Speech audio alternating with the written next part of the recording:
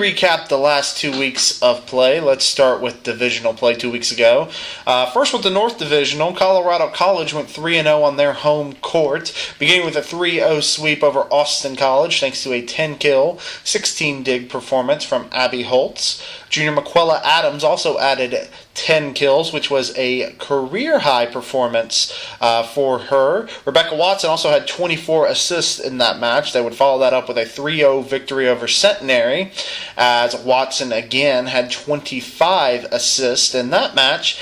And they would finish with a 3-0 win over a very good University of Dallas team, really just sweeping through the Crusaders and playing extremely well, as the Tigers hit 229 in that match. Kristen Liberty had 7 kills, while freshman Glenna Yancey added 5 kills. Watson was great again as well, with 21 assists. The Tigers then came back later in the week and defeated Johnson and Wales in straight sets. Another big performance from Abby Holtz and Rebecca Watson.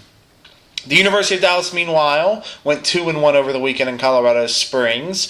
They started with a 3-0 sweep over Centenary, and then the following day they had a great match against Austin College, falling 3-2 before losing to Colorado College, as we just mentioned. In the win over Centenary, Emily Caples notched 14 kills, the only one to break double figures in that category, while CJ Broadbent had 29 assists.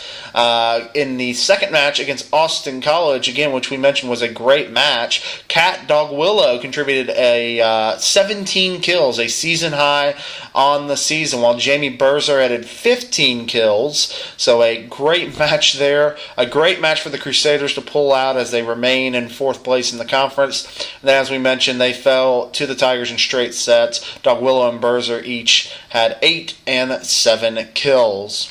Austin College went 1-2 on the weekend. They had a loss to Colorado College on the first day, then had the tough loss to Dallas before finishing it up with a 3-0 win over Centenary.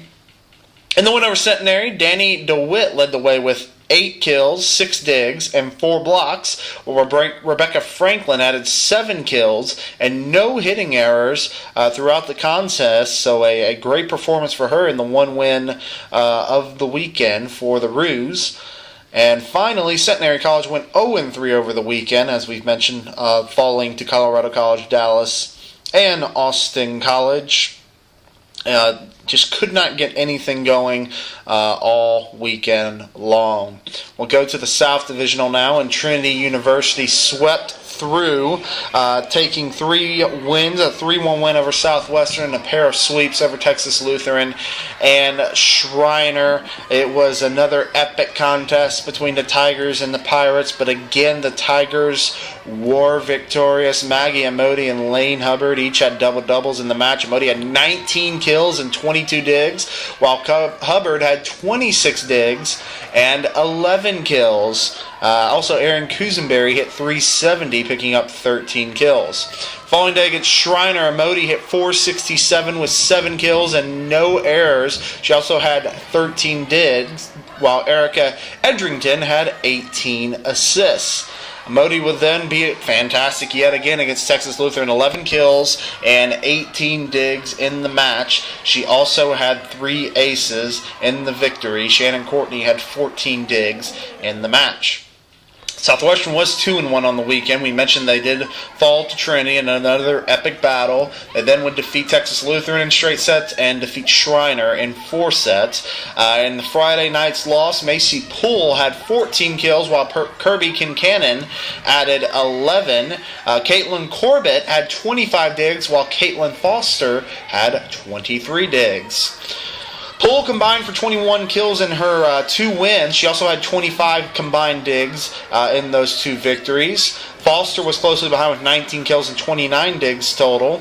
She had a .316 attack percentage against Schreiner, while Kincannon chipped in 15 kills over the 2 matches, including 9 over Schreiner.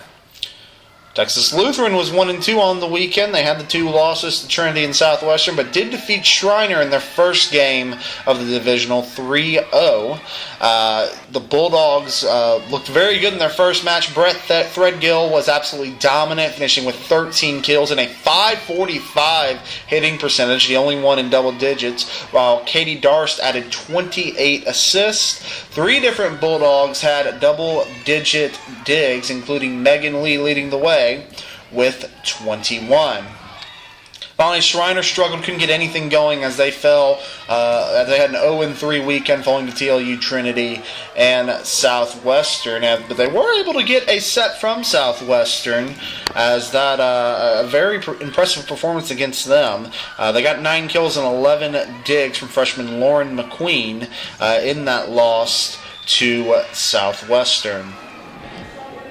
The following week was a very down week in the SCAC. A lot of teams only had single matches. As we mentioned, Colorado College defeated Johnson & Wales, 14 kills and 10 digs from Abby Holtz, while Kristen Liberty had 10 kills. The University of Dallas defeated McMurray, as Emily Caples and Christian Jablonski had 8 kills, while Doug Willow added 7 kills. CJ Broadbent also had 28 assists. Austin College, for the 17th straight season, has 20 wins on the season as they defeated Arlington Baptist in 4 sets. Presley Watson had 12 kills, while Maddie McVeigh had 11 kills. Rachel Fussman also had 22 digs. And then Centenary was also in action, falling to Mississippi College in straight sets. The ladies were led by Desiree Frey, who had 14 kills and 7 digs. The only team to play more than one match was Trinity University. They went 1-3 on the weekend in Wisconsin. A pair of heartbreaking 3-2 losses to Wisconsin Eau Claire and Wisconsin Stevens Point.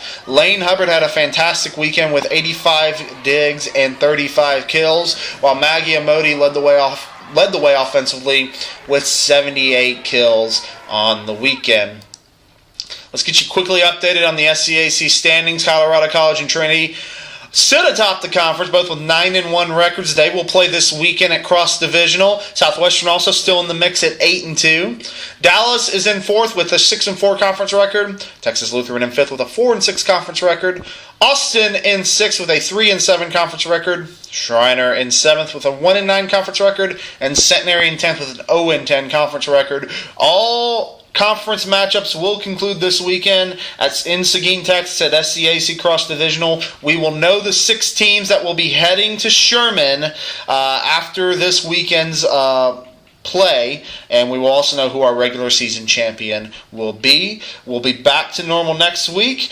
Tune in to SCAC 360 next week to find out who's going where and who's going to be seated what. We hope you've enjoyed SCAC 360 Volleyball Edition.